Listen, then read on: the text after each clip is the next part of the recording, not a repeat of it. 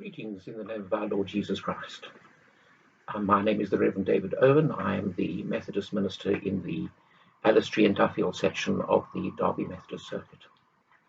It would appear as though our lockdown, because of the coronavirus, is going to last much longer. And so I thought it would be appropriate for me to prepare for the prayer and worship material for this extended period of lockdown. I know that many people have kindly mentioned how they have found the original morning and evening prayer services that are circulated before the first lockdown to be useful.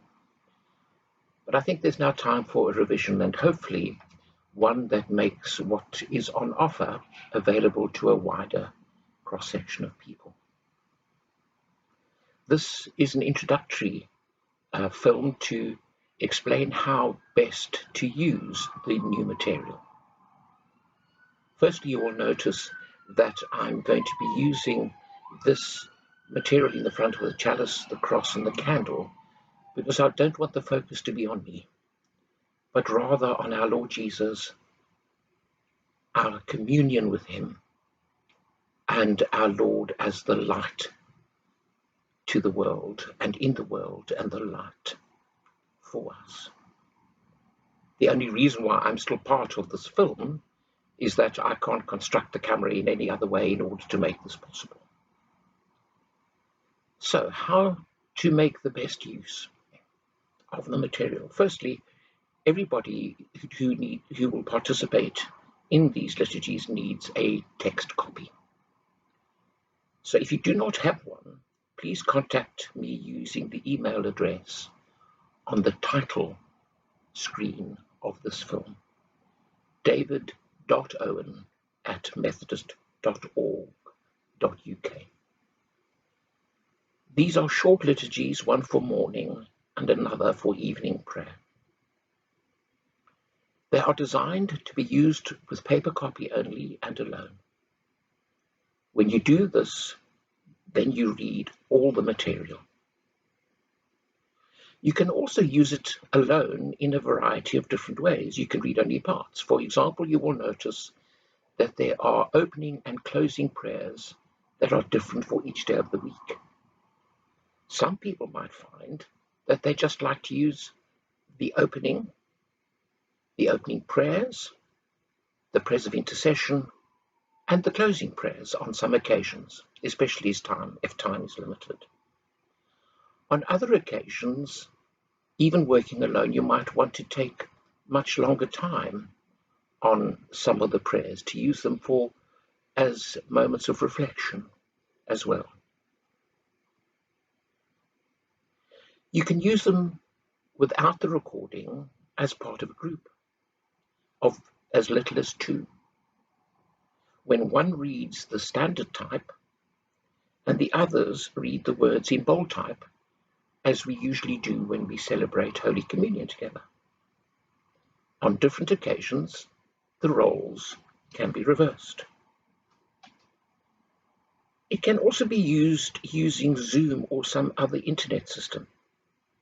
If this is the case, it seems as though only 2 people can have their microphones on, otherwise there is a distortion of the sound. So some experimentation is going to be needed.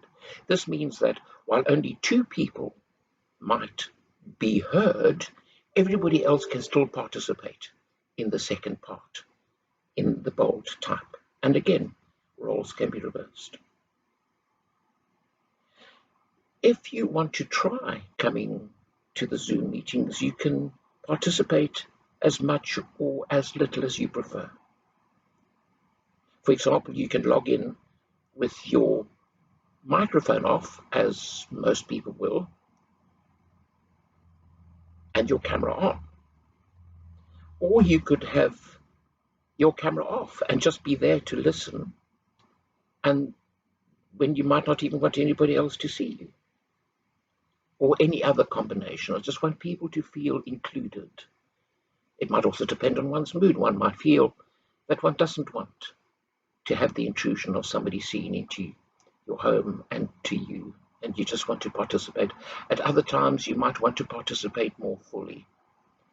You might want to even volunteer as we can before the service that one person, an additional, say, third person, would read the opening prayer for the morning, and a different person might read the closing prayer for the morning, and the same might apply for the evening. It's experimental, but I know that it will achieve something important. I know that it would enable us to get together, even some who are doing it alone. They'll be using the same material, so they'll be part of us. And I know that we will make contact with God, which is the purpose of prayer, because it is based on His Word. It is produced in a spirit of love and fellowship and support. It uses God's Word, and it provides opportunities, therefore, to listen to what God has to say to us as a church, as a community, and as individuals. For example, there is a place in the prayer liturgies where we pause and maybe even use it on a Sunday and have a transfer to the different film with a recording of my sermon or reflection for the Sunday. There's only one other last thing is, in the recorded version of this, there'll be times when you will need to pause the recording. For example, there is a different opening and closing prayer for the morning and evening for every day of the week. And so you would pause it at that point, read and reflect on the opening prayer, start the filming again. And when the time comes for the reading, the same will apply. I'm sure as we use it more and more, it will become clearer as to how to most effectively make use of these liturgies. I made every attempt to acknowledge my sources and to record copyright license numbers, and I hope that I have fulfilled all requirements in that regard.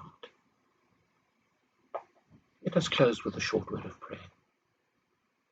O Lord, we give thanks for the gifts of fellowship and friendship, not only with each other, but also with Thee. We give thanks for your word, Lord, in its timelessness, in the way that it speaks to every generation.